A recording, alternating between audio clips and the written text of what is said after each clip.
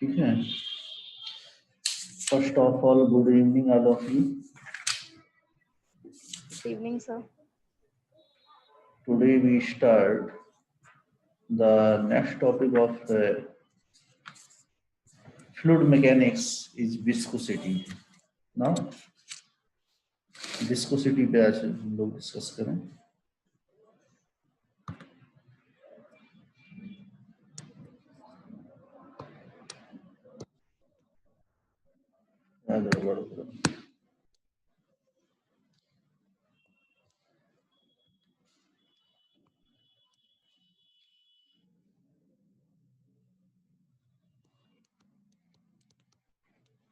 Viscosity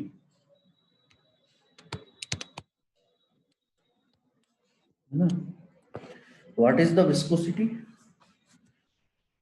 fluid के case में viscosity क्या है? आप लोगों ने फ्रिक्शन पढ़ा होगा, है ना।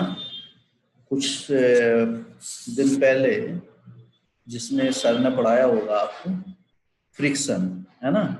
तो फ्रिक्शन क्या होता है पहले हमको ये थोड़ा सा बताएंगे आप लोग। What is the friction? Kajal, hello. Yes, sir. Friction पता है? Yes, sir. बताइए। Sir, opposite force towards motion. हाँ, opposite force which resist of the body. Okay, जो ऐसा फोर्स जो बॉडी के मोशन को रेजिस्ट करता है, that is called the friction. Viscosity, just like the force of the friction, which resists the motion of the fluid. Okay, motion of the fluid को जो resist करता है, that is called the viscosity.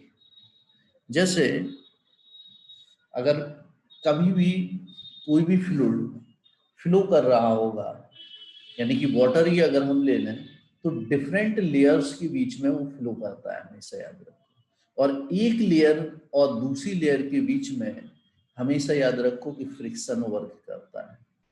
अगर हम किसी water को किसी surface पे हम डाल देते हैं और वो फ्लो करने लगता है, तो सरफेस और वाटर मॉलिक्यूल्स के बीच में जो फोर्स लगेगा और जो उसके मोशन को रेजिस्ट करेगा, that is called the viscosity.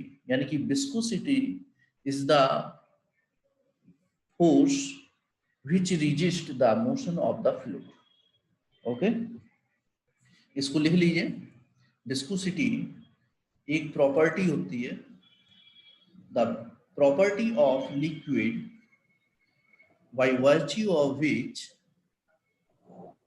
the property of liquid by virtue of which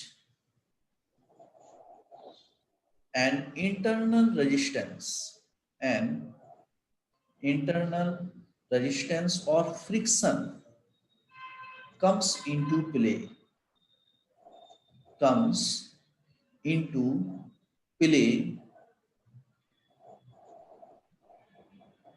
internal resistance or friction comes into play when a liquid is in motion is called viscosity. It's called viscosity. Viscosity कब होगा? When the liquid is in motion. जब fluid आपका motion में होगा तब आपका जो है वहां पे वर्क करेगा। जैसे मान के चलिए कि आपका फ्लूइड यहाँ पे फ्लो कर रहा है ना। ये फ्लूइड आपका फ्लो कर रहा है अगर यहाँ पे,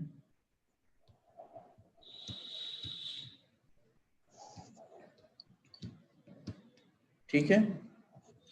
तो यहाँ पर देख सकते हो, जैसे एक लेयर, ये उसका दूसरा लेयर मान लो, ये तीसरा लेयर मान लो, ये चौथा। हर एक लेयर के बीच में फ्रिक्शन वर्क करेगा, एक दूसरे का मोशन। अगर हम वर्टिकली अगर देखेंगे यहाँ से लेके यहाँ तक, अगर वेलोसिटी देखेंगे तो वेलोसिटी क्या होगा, लगातार आपका जो है डिक्रीज करता जाएगा। डेट मीन्स हायर वेलोसिटी सबसे अपर लेयर पे, और द लोअर वेलोसिटी आपका जितना गहराई में चलते जाएंगे आप किसी भी रिवर के या किसी भी जो है सी के, तो उसकी जो है डीप में पानी एकदम शांत होगा और अपर लेयर पे velocity of the fluid is maximum, है ना। अगर इसका हम लोग वर्टिकली वेलोसिटी डिस्ट्रीब्यूशन बनाते हैं तो कुछ इस टाइप से आएगा। ये आपका जो है इस टाइप से, ये तो है ना, ये एक मिनट, यहाँ पे वो शेप ले लिया है, एक कुछ शेप ले रहा है, एक मिनट, ये हम मिलाएंगे नहीं, इस टाइप से बनेगा आपका। ये डेट मीन्स यहाँ पे इस जगह पे मैक्सिमम होगा आपका वेलोसिटी अपर लेयर पे, और यहाँ पे देख रहे होगे एरिया कम होता चला जा रहा है आपका वेलोसिटी आपका कम होता चला जाएगा। अगर इसमें भी आप देखें, अगर यहाँ पे आप बनाना चाहें तो कुछ इस टाइप से आपका बनता चला जाएगा, है ना, ये वेलोसिटी डिस्ट्रीब्यूशन इस यहाँ पर, ठीक है, ये इस टाइप से आप ठीक है। Okay sir. वेलोसिटी अगर जितना डाउन में चलते जाएंगे उतना वेलोसिटी कम होता चला जाएगा, जितना ऊपर की तरफ जाएंगे हम लोग वेलोसिटी उतना ही ज्यादा होता चला जाएगा, ठीक है। अब हम लोग बात करते हैं न्यूटन्स लॉ ऑफ विस्कोसिटी, या कोफिशिएंट ऑफ विस्कोसिटी भी बोलते हैं, लेकिन इसको न्यूटन्स लॉ ऑफ विस्कोसिटी डाल लीजिए हेडिंग। दैट इज, ये रूल्स जो है, जो फॉर्मूला बन के आता है, that is called the Newton's law of viscosity.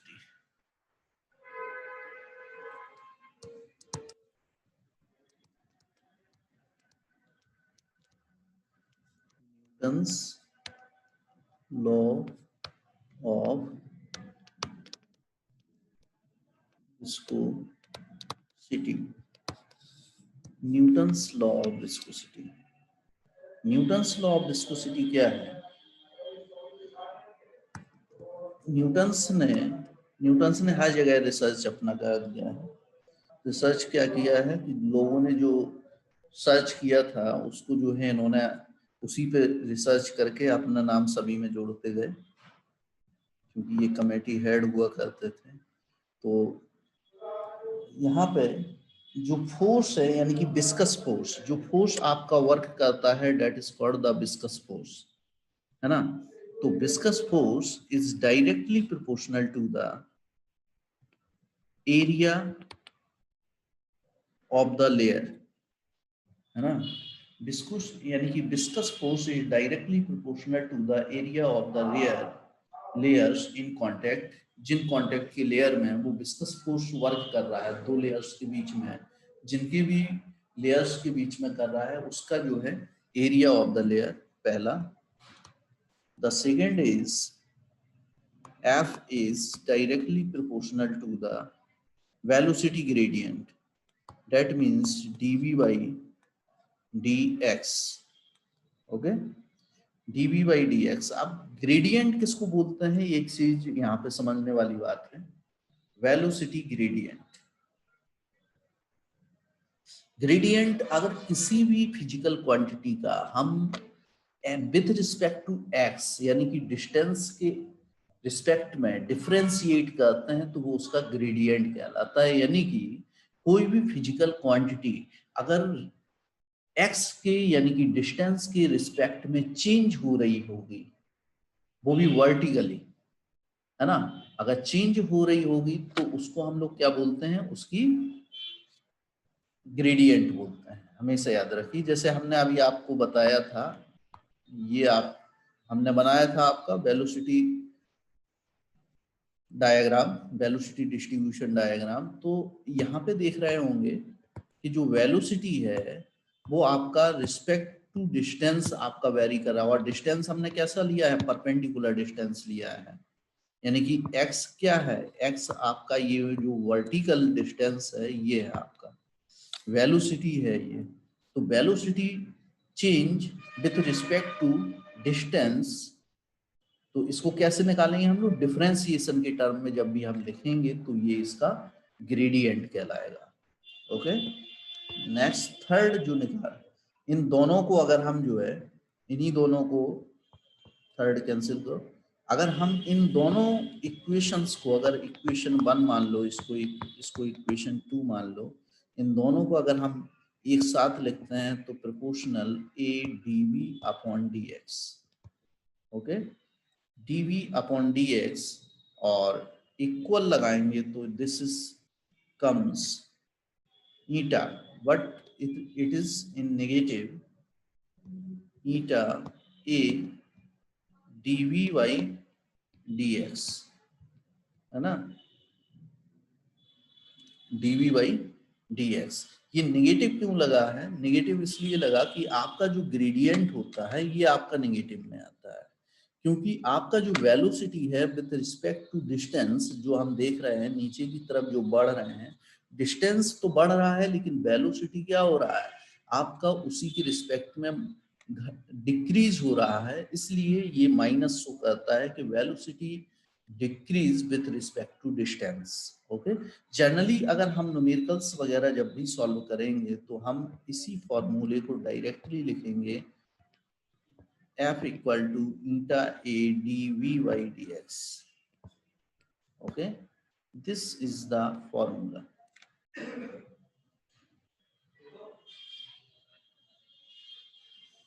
dv by dx note कर लीजिए इसे, और दिस इज द, ये वेलोसिटी ग्रेडियंट है आपका dv by dx, और ईटा यहाँ पे अगर ईटा की हम बात करें तो eta is called the coefficient of viscosity, this is called the coefficient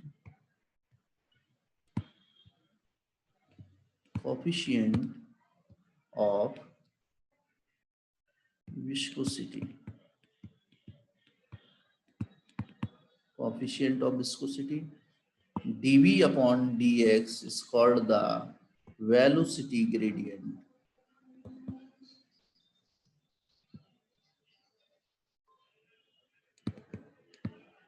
velocity gradient।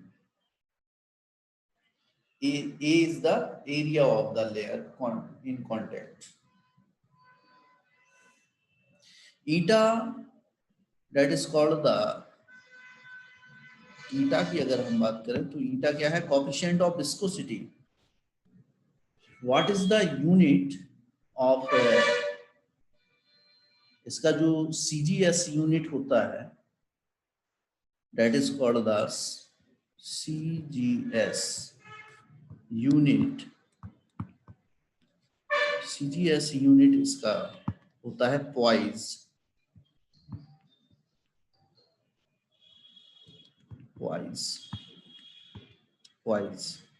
that is the CGS unit। One poise equal to, अगर हम MKS में जाएंगे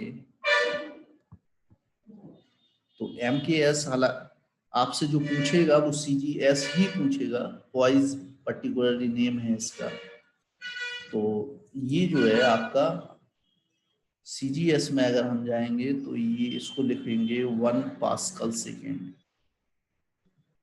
1 पास्कल सेकेंड, या हम इसको लिख सकते हैं 1 न्यूटन मीटर -2 और सेकेंड, है ना। और इसको ब्रेक करके अगर लिखना चाहो केजी की टर्म में तो ये होगा केजी मीटर -1 सेकेंड -1, है ना।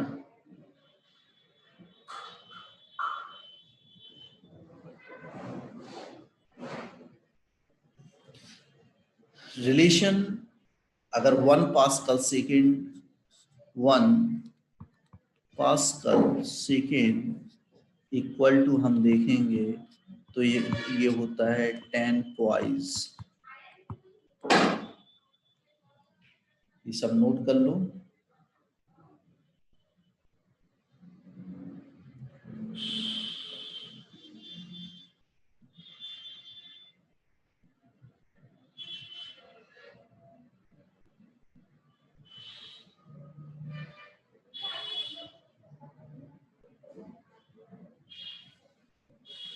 है ना?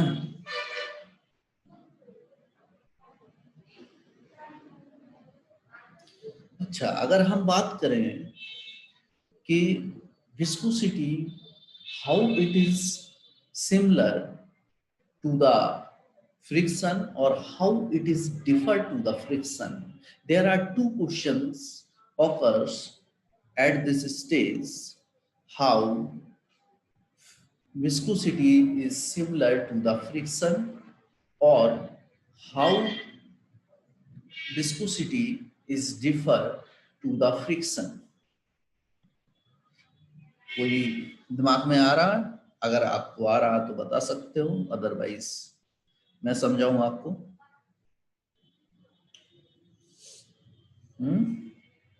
एनीवन? सबसे पहले हम बात करते हैं सिमिलरिटीज की, है ना? सिमिलरिटीज, तो similarities between friction and viscosity. ठीक है, सबसे पहले हम बात करेंगे सिमिलरिटीज की।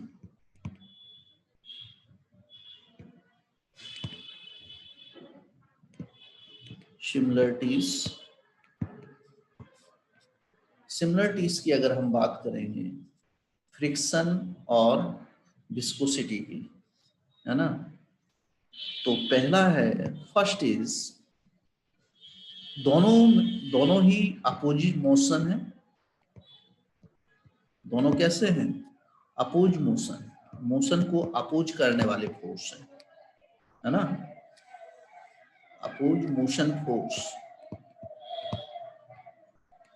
पहला। Second is,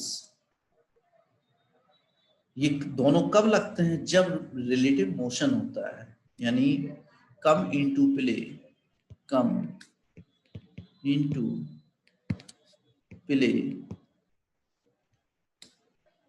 where there is, whenever there is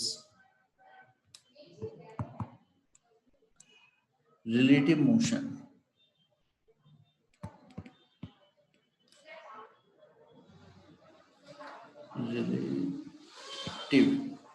ये थोड़ा गड़बड़ लग गया है, एक मिनट। रिलेटिव मोशन, है ना? और third is due to molecular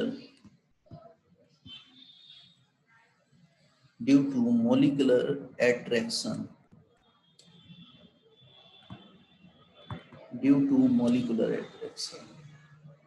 है ना? ये सिमिलरिटीज, दोनों की दोनों आपके मॉलिक्यूलर एट्रैक्शन फोर्स हैं, के ही कारण लगते हैं।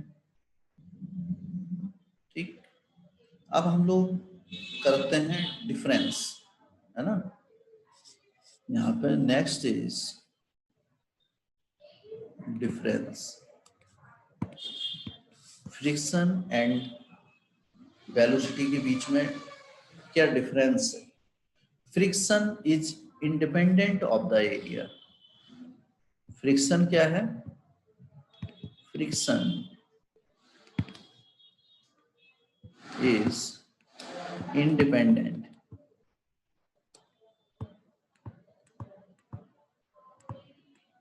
independent of area, and eta कैसा है? eta is directly proportional to it, है ना? ये डिफरेंस है दोनों।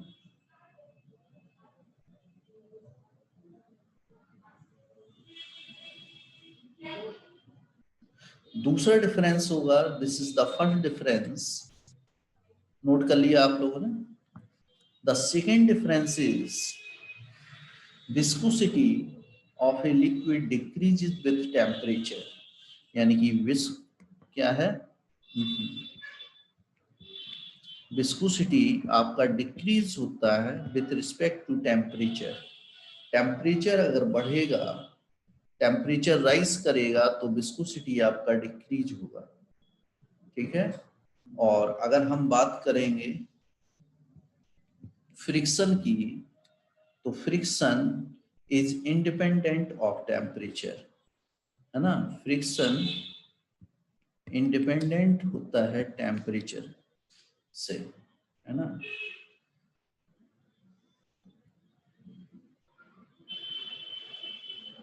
विस्कोसिटी को एक सिंपल लैंग्वेज में अगर आप समझना चाहेंगे तो दैट इज द, अगर हम कहें कि किसी भी लिक्विड का गाढ़ापन, गाढ़ापन जानते हो, उसकी डेंसिटी अगर आप देखें कि उसका डेंसिटी कितना है, अगर आपसे पूछा जाए चार आपको जो है फ्लूइड दे दिया जाए जो जितना ज्यादा गाढ़ा होगा कोई भी सब्सटेंस, उसकी विस्कोसिटी उतना ही ज्यादा होगी। दैट मीन्स अगर आपको 4 यहाँ पे जो है दे दिया जाए कि आपको अरेंज करना है कि कौन कितना विस्कस है इंक्रीजिंग ऑर्डर में, तो एक आपको मान लो मिल्क दे दिया है ना, दूसरा आपको ऑयल दे दिया, तीसरा आपको वाटर दे दिया, और फोर्थ आपको हनी दे दिया, सॉरी हनी दे दिया, फोर्थ इज हनी, ठीक है। इनको इंक्रीजिंग ऑर्डर में बताइए, बढ़ते हुए क्रम में, कि सबसे कम सबसे पहले किसका होगा विस्कस, उससे ज्यादा किसका होगा, फिर उससे ज्यादा किसका होगा, फिर उससे ज्यादा किसका होगा, इस टाइप से बताइए विस्कोसिटी इंक्रीजिंग ऑर्डर में। काजल राजपूत, सर हनी पहले, हैं? सर सबसे हनी सबसे पहले, सबसे हनी का कैसा पहले, होगा, सबसे ज्यादा होगा कि सबसे ज्यादा, हैं? सबसे ज्यादा, सबसे ज्यादा हनी, फिर और उसके बाद उसके सर बाद, ऑयल, उसके बाद ऑयल, फिर मिल्क, हैं? मिल्क, फिर वाटर। ये आपने जो है डिक्रीजिंग ऑर्डर में बता दिया है ना, सही है। डिक्रीजिंग ऑर्डर में यानी कि अगर हम देखेंगे तो मैक्सिमम हनी का होगा, ये मैक्सिमम होगा इसका, और मिनिमम वाटर का होगा, ठीक है। बाकी ये दोनों, इसका ये सेकंड नंबर पे आएगा और ये फर्स्ट नंबर, ये जो है थर्ड नंबर पे आएगा, ठीक है।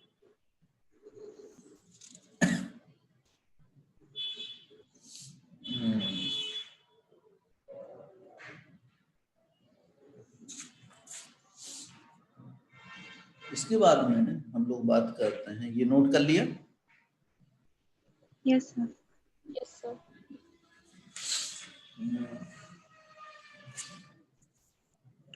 पाउलीस फॉर्मूले पे हम लोग बात करते हैं। पाउलीस, ये आपने फर्स्ट चैप्टर में जहाँ पे डायमेंशन है वहाँ पे भी आपसे निकलवाया जाता है ये, लेकिन इसमें जो है आपको समझना ये जरूरी है कि क्वांटिटीज कौन क्या है, तभी जो है आप इसको सही से लिख पाएंगे, है ना। पाउलीस, पॉइजलीस बोलते हैं, Poiseuille's equation, that is the, sorry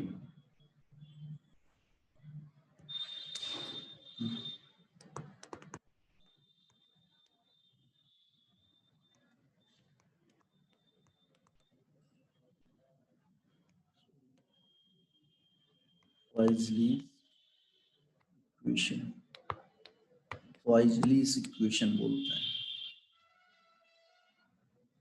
Poiseuille's equation, you के बाद आई है, POISEUILLE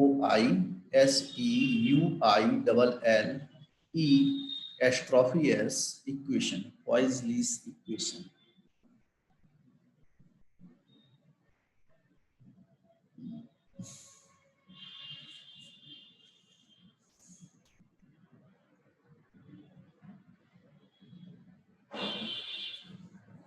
इन्होंने हेडिंग डाल ली आप लोगों ने, स्टार्ट देखिए इधर।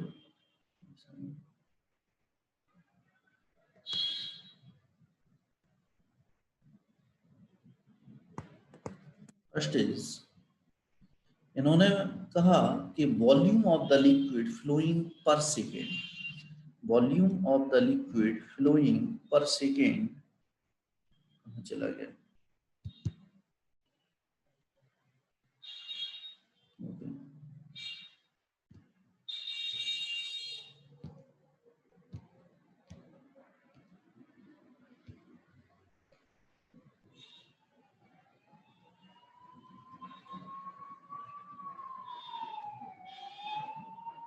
पॉइजनीज इक्वेशन, इन्होंने कहा कि volume of the flowing fluid per second is directly proportional to the difference of pressure, यानी कि V proportional to P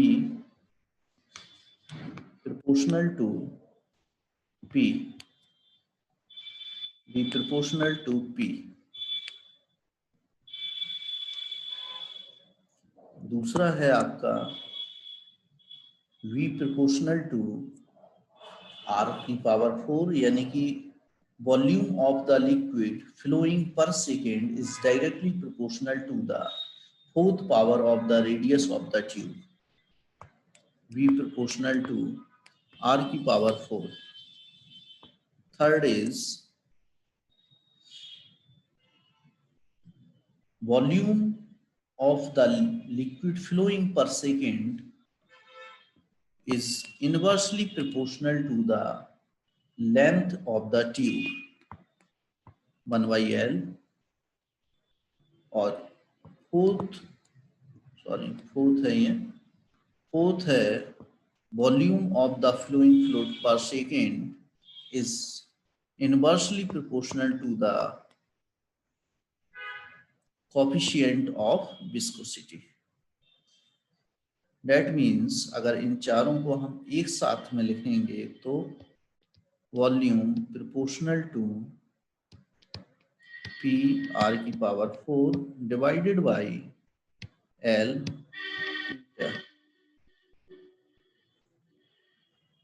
ठीक है।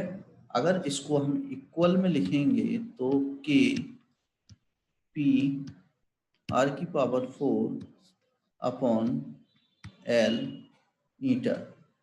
ये 10 मिनट्स बाद कट हो जाएगा तो आप लोग रिज्वाइन कर लेना, ठीक है। V इक्वल टू, अब यहाँ पे K का जो वैल्यू होता है, कांस्टेंट का एक वैल्यू आएगा आपका, तो यहाँ पे जो आता है K का वैल्यू वो होता है π/8, ठीक है। तो V इक्वल टू जो हमारा फाइनल फॉर्मूला यहाँ पे आता है π/8 P R की पावर 4 अपॉन L ईटा कुछ अलग सा बन गया है, L ईटा, ठीक।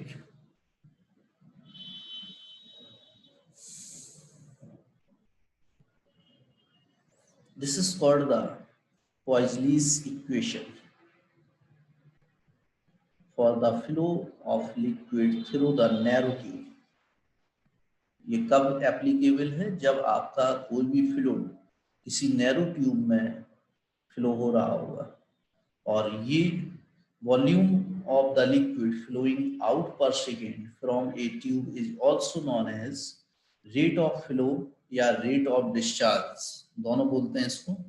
V यहाँ पे कहलाएगा आपका रेट ऑफ फ्लो और rate of discharge, that is called the rate of flow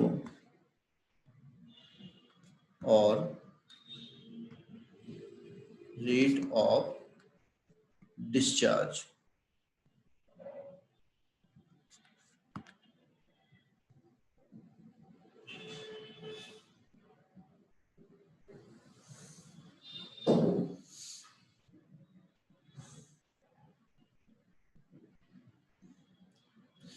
लिख लिया?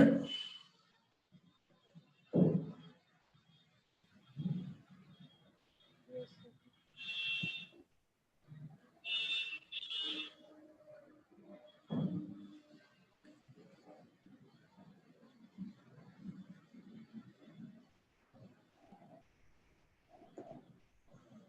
नोट कर लीजिए, फिर आगे बढ़ा जाए। सर हो गया। हो गया? Yes, sir. सब Yes, sir. Yes, sir. आगे बढ़ते हैं।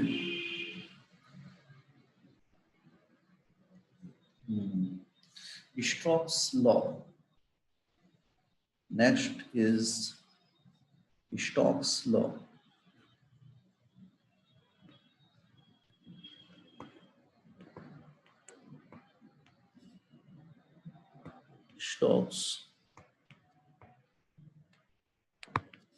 Stokes law.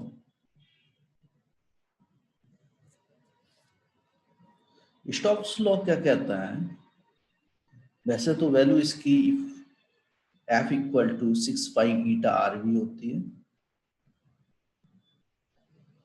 ये कहता है आपका कि जब जैसे हम कोई भी पत्थर किसी रिवर में थ्रो करें, अगर किसी रिवर में फेंकें, तो क्या होगा कि सबसे पहले जिस वेलोसिटी से हम फेंकते हैं इसको और ये जाके रिवर के वाटर से टकराता है, तो सबसे पहले क्या होता है कि ये उसी वेलोसिटी से अंदर की तरफ जाता है। कुछ दूर चलने के बाद जब वो पानी के अंदर जाएगा तो क्या होगा, चारों तरफ से उस पे जो है फ्लूइड थ्रस्ट वर्क करेगा और डिफरेंट लेयर्स चारों तरफ से उस पे विस्कस फोर्स भी लगेगा। ठीक है, तो कुछ डिस्टेंस ट्रेवल करने के बाद वो एक कांस्टेंट वेलोसिटी फाइंड आउट करता है, जो कि एक कांस्टेंट फोर्स उस पर वर्क करने लगता है, that is called the stroke force, है ना। और जो वेलोसिटी अचीव करता है, the constant value with which it fall down in the river, that is called the terminal velocity. क्या कहलाती है? That is called the terminal velocity, है ना। The body moves with the constant velocity called the terminal velocity. तो constant velocity ये attend करेगा after traveling some distance in the water. Okay, तो इसका वैल्यू होता है 6 pi eta RV, F equal to 6 pi eta RV, 6 pi eta RV। अब इसमें जो है ईटा आपका कोएफिशिएंट ऑफ विस्कोसिटी है, R आपका रेडियस है, और जो रेडियस इसका है, जैसे हम कंसीडर कोई भी स्फेरिकल बॉल फेंकेंगे, V is the terminal velocity. ये बहुत ज्यादा पूछा जाता है आपसे कि टर्मिनल वेलोसिटी निकालिए, या इसका जो है डेरिवेशन पूछा जाएगा। तो डेरिवेशन जब आपने डायमेंशन पढ़ा होगा तो थर्ड लॉ से जो आपने पढ़ा था उससे जो है निकालते हैं। इसमें एज्यूप्शंस हैं आपके कुछ। एज्यूप्शंस क्या है कि हम लोग कंसीडर करते हैं the spherical body is perfectly rigid and smooth. ठीक है, first is rigid and smooth, second is fluid through which the spherical body falls is infinite in extent and homogeneous. Okay, और तीसरा हम देखेंगे कि there is no slip between the spherical body and layer of the fluid coming in immediate contact with it. और चौथा हम एजुप्शंस ले सकते हैं, the velocity of spherical body is small so that the motion of the fluid relative to the body remains streamline. अभी streamline flow भी और turbulent flow बताएंगे। तो इतने एजुप्शंस हैं इसको आप लोग अगर लिखना चाहें तो हम according to the Stokes, when the spherical body falls through the fluid, when the spherical body falls through the fluid layer in immediate contact with it, sticks to it and moves along the body with the same velocity.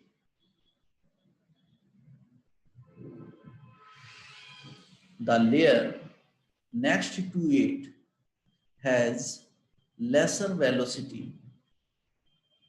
The next is still lesser, and so on, while the layer at a considerable distance from the body remains at rest.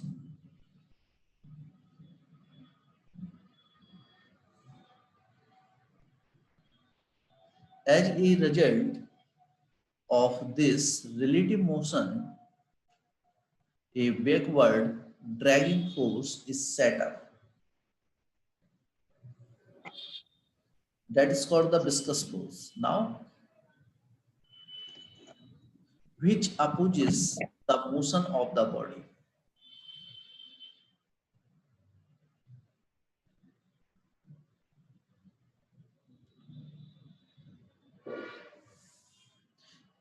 The body falls, its velocity goes on increasing, and likewise viscous force on the body becomes equal to the weight of the body. Then the body moves with a constant velocity, is called terminal velocity. That time the force acting on the body is called the Stokes force. That is the value equal to the 6 pi eta RV.